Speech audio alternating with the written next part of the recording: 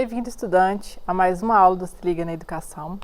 Eu sou a professora Márcia Saturnino. Nós vamos falar hoje de Física, um conteúdo do segundo ano. Está no PET 2, semana 3, sobre calorimetria. Então, na aula de hoje, iremos compreender o conceito de calor sensível e calor latente, compreender o conceito de capacidade térmica e calor específico e suas unidades de medida, resolver problemas envolvendo trocas de calor entre dois corpos. Então vamos lá. A calorimetria é a área da física que estuda as trocas de calor entre os corpos. Quando um corpo recebe ou perde calor, existem duas situações resultantes. Então duas coisas podem ocorrer. O corpo pode ter sua temperatura alterada ou o corpo pode mudar de estado físico, sólido, líquido e gasoso. Lembrando que essas duas coisas podem acontecer, só que a gente verifica elas de forma separada, tá ok? Vamos falar um pouquinho mais sobre isso. Vamos relembrar lá que você já estudou isso em alguma época dos seus estudos aí ao longo da sua vida acadêmica, os estados físicos da matéria. O que diferencia os estados físicos de uma substância é o modo de agregação e a vibração das partículas, sua temperatura. Então tá aqui, o sólido, a gente tem aqui uma organização maior entre os átomos e moléculas desse material. No estado líquido, elas estão um pouco menos agregadas, ainda existe uma organização, é menor do que no estado sólido, e no estado gasoso já não tem mais ligação entre essas moléculas, elas estão livres.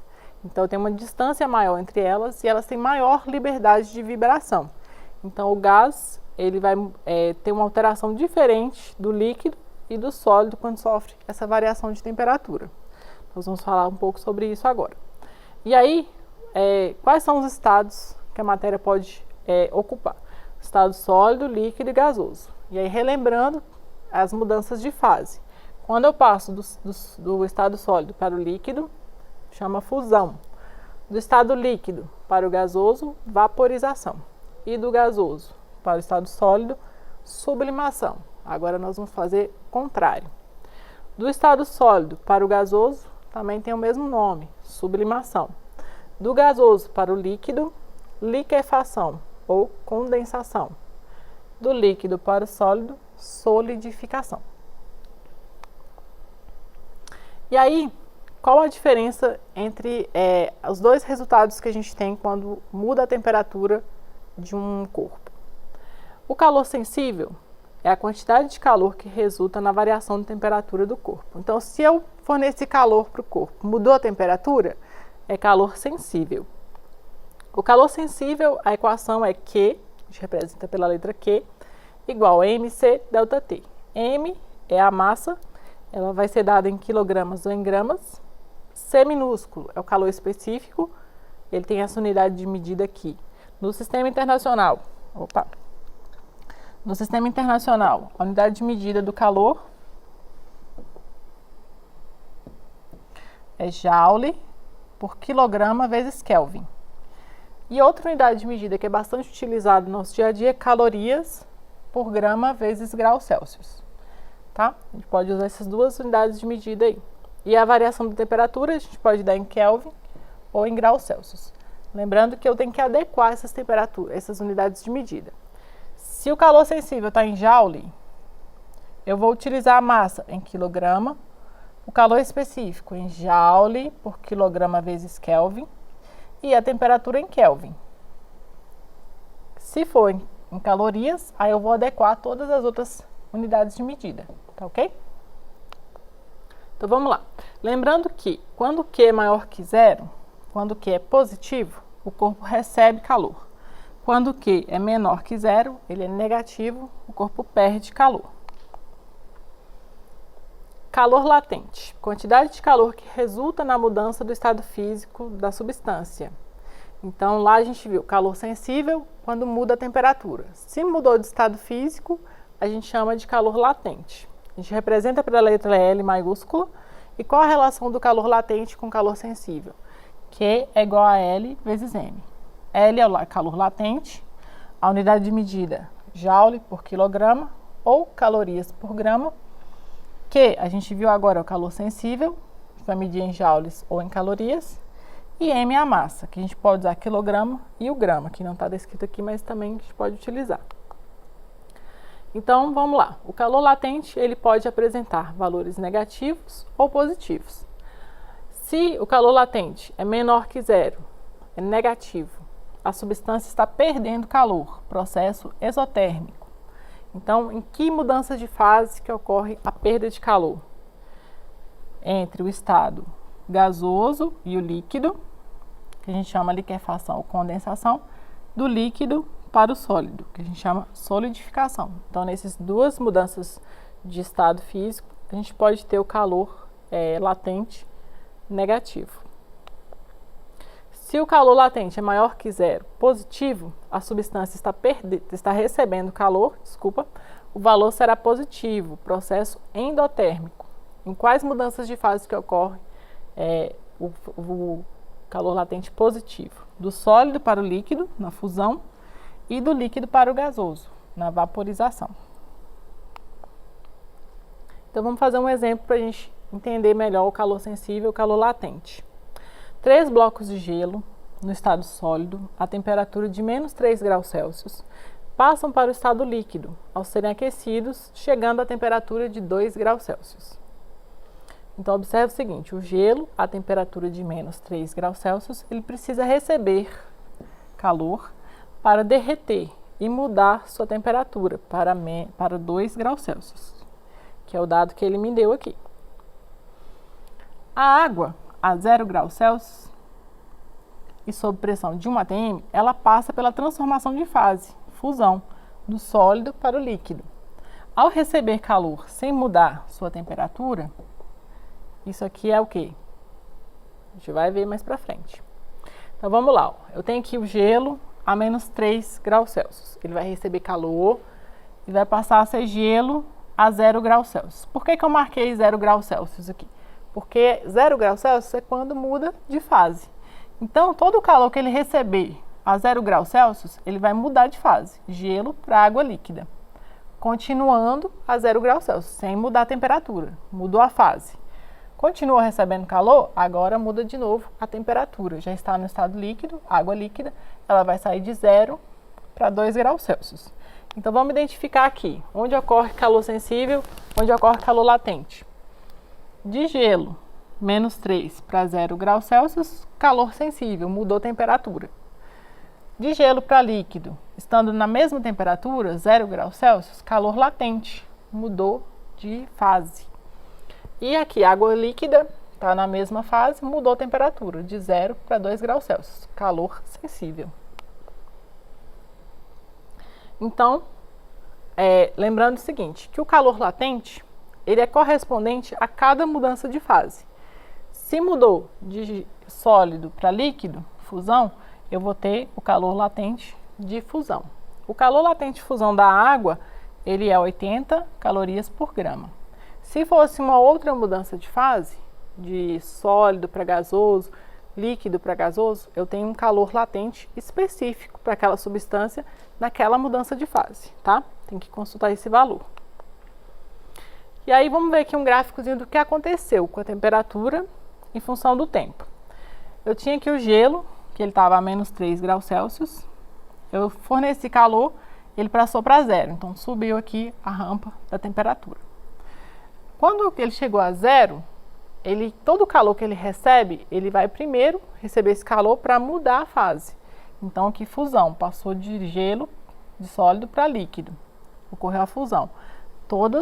Essa mudança de fase ocorre à mesma temperatura, 0 graus Celsius. Depois que ele mudou a fase, todo o calor que ele receber vai ser para mudar a temperatura. Então, ele saiu de 0 e foi para 2 graus Celsius. Essa aqui é o nosso gráfico de mudança de temperatura em função do tempo. Tá ok. Vamos falar agora do calor específico. É a quantidade de calor necessária para aumentar a temperatura de 1 grau Celsius de 1 grama de elemento químico. Seu valor depende diretamente da substância que constitui o corpo, ou seja, do material de que é feito. Então, o calor específico, ele depende especificamente de qual material que é constituído o corpo. E aí, existe uma tabelinha para isso. Eu tenho aqui o calor específico da água, do gelo, da areia, do vidro, do ouro. Então, cada material desse tem um calor específico, um valor de calor específico. Lembrando a unidade de medida do calor específico: Joule por quilograma vezes Kelvin, ou caloria vezes grama vezes grau Celsius. Normalmente, a gente utiliza essa unidade de medida, caloria por grama vezes grau Celsius, tá ok? Por isso que eu coloquei aqui na tabelinha para vocês verem. Então, vamos dar um exemplo aqui rapidinho. Andréia, ao ir à praia, às 8 horas da manhã, percebe que a água do mar está muito fria, mas a areia está quente. Retornando à praia às 20 horas, ela nota que a areia está muito fria, mas a água do mar está morna. O que acontece aqui? Que tem essa diferença na temperatura da água e da areia, sendo que os dois estão sendo expostos à mesma quantidade de calor, que é a vinda do sol. Então, vamos lá, ó. Andréia, às 8 horas da manhã, vou grifar aqui, ó, a água do mar. Deixa eu colocar aqui minha canetinha.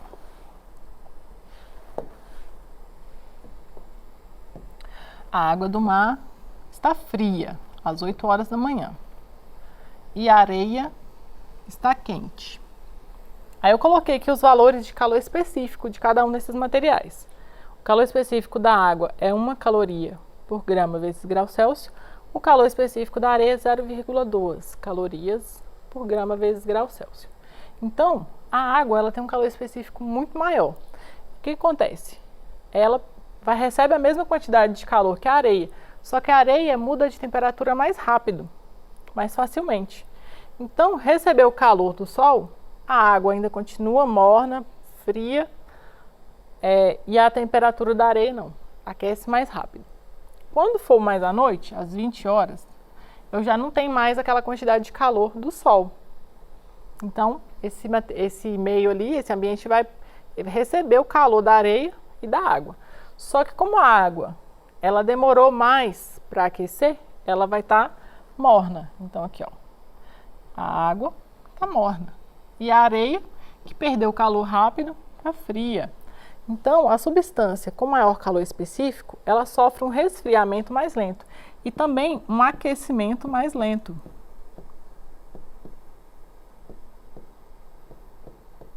Por causa dessa diferença no calor específico desses dois materiais, então, tem essa diferença na percepção de temperatura que a gente tem. A água, ela demora mais para ser aquecida, então de manhã ela está fria, só que a areia, quando recebe esse calor, rapidamente muda a temperatura, está quente. Quando for à noite, a areia perde esse calor mais rápido e a água vai perder ao longo da noite toda ali ainda. Então, à noite ela está morna. Isso que acontece. Isso também acontece, a diferença no calor específico também é responsável pelas brisas, a brisa marítima. Você vai ver com o seu professor aí no seu material. Vamos para frente então. Vamos falar agora da capacidade térmica. Capacidade térmica é a quantidade de calor existente em um corpo em relação à variação de temperatura sofrida por ele. Essa grandeza ela depende da substância e também da massa do corpo. Então está aqui como que eu faço o cálculo de capacidade térmica. Capacidade térmica é o C maiúsculo. Ele é medido em Joule por Kelvin ou caloria por grau Celsius. E ele é Q sobre ΔT. Q é o calor sensível, ΔT, variação da temperatura. Uma outra forma de eu calcular a capacidade térmica é M vezes C. M é a massa e o C minúsculo é calor específico. Então, vamos fazer um exemplo rapidinho para a gente aplicar essas formulinhas que a gente aprendeu agora. Em uma panela foram colocados 1,5 kg de água à temperatura ambiente, 20 graus Celsius. Ao ser aquecida, sua temperatura passa para 85 graus Celsius. Considerando que o calor específico da água é de 1 caloria por grama vezes grau Celsius, calcule. O que ele quer que a gente calcule? A quantidade de calor recebida pela água para atingir essa temperatura e a capacidade térmica dessa porção de água. Então, vamos lá. Anotar os dados. Primeira coisa que a gente faz, anotar os dados. Então, tá aqui a massa da água que ele me falou, 1,5 kg. Vou passar aqui para gramas. Por que eu vou passar para gramas? porque ele me deu o calor específico em calorias por grama vezes grau Celsius. Então vamos lá. A variação da temperatura, ele me falou que a temperatura final é 85, inicial 20. 85 menos 20, 65 graus Celsius. Então eu tenho já a massa da água, o calor específico e a variação da temperatura. Calor sensível, Q é igual a MC delta T. Massa, calor específico, variação da temperatura. 1.500 vezes 1 vezes 65, 97.500 calorias, ou 97,5 quilocalorias. Ok. E a capacidade térmica dessa porção de água? O valor da capacidade térmica ele é encontrado substituindo os valores na equação correspondente, que C igual a MC. Novamente, a massa da água deve estar na unidade de gramas. Então, vamos lá. Massa da água, 1.500 gramas, vezes 1, que é o calor específico da água. Então, a capacidade térmica dessa porção de água é 1.500 calorias por grau Celsius. Um outro exemplo rápido agora. Maria Clara quer preparar um café para o seu irmão. Para isso, coloca 1 litro de água, inicialmente temperatura de 10 graus Celsius para aquecer no fogão. No entanto, ela perigosamente esquece o feito e, ao verificar o bule, percebe que toda a água evaporou, virou vapor. Qual a quantidade de calor foi necessária para vaporizar toda a água do bule? Anotei os dados: calor específico da água, densidade, calor latente de vaporização da água. No enunciado foi dado o volume da água. A partir da equação da densidade, a gente vai determinar a massa da água. Então, densidade é massa sobre volume. Vou substituir aqui o volume e a densidade. Vou encontrar a massa. Encontrei aqui 1.000 gramas. A temperatura de ebulição da água é 100 graus Celsius. E a temperatura inicial da água é de 10 graus Celsius.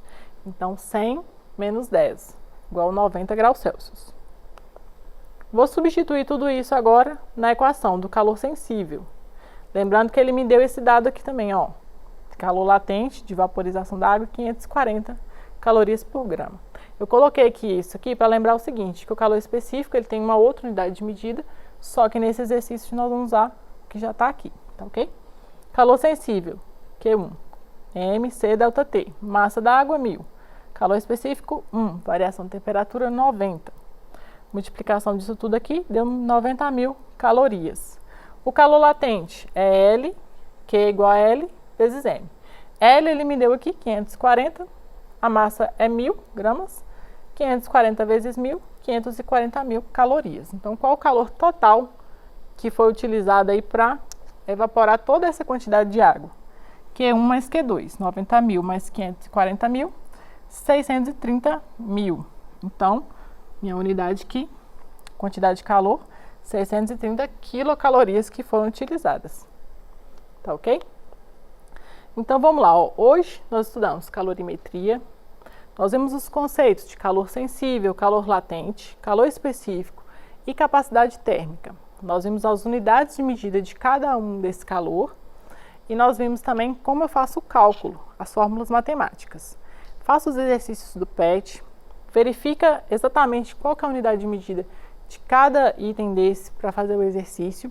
E sempre que você for fazer o exercício, anote os dados com calma, faça a leitura, anote os dados e depois verifica o que o exercício está pedindo para você, tá? E a partir disso, você determina, usando aquelas formulinhas que a gente viu. Lembrando que o calor sensível é quando ocorre variação da temperatura, e o calor latente é quando ocorre mudança de fase do material. O calor específico está ligado à substância que é composto esse corpo e a capacidade térmica ao tanto de calor que ele consegue receber para mudar a temperatura, tá? Então, sabendo desses conceitos aí, estuda em casa, vem para o Tira Dúvida e tira dúvida também com o seu professor, tá ok? Obrigada pela sua participação.